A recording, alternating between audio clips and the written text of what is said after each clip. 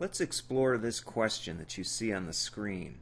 Cerulean Corporation has two equal shareholders, E and O.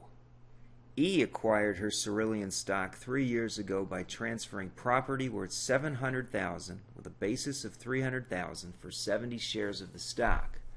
Now O, which stands for Olivia, she acquired 70 shares.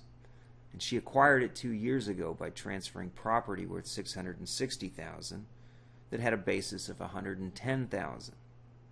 Now, Cerulean Corporation's accumulated E&P as of January 1st of the current year is $350,000. On March 1st of the current year, the corporation distributed to E property worth $120,000 with a basis to the corporation of $50,000. It distributed cash of $220,000 to Olivia. On July 1st of the current year, Olivia also sold her stock to Magnus for $820,000, and on December 1st, Cerulean distributed cash of $90,000 each to Magnus and to E. And our question is, what are the tax issues?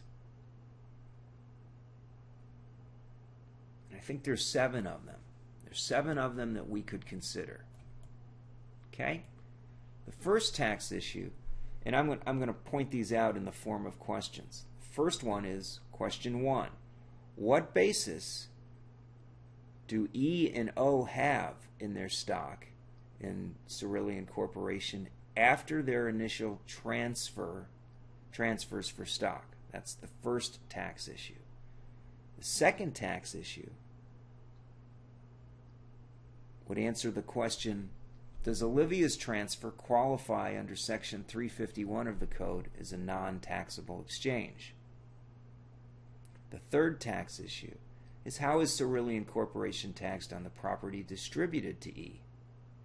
The fourth tax issue is, how do the distributions to E and to O affect Cerulean's E&P? Now, the fifth tax issue is, how will E and O be taxed on the distributions?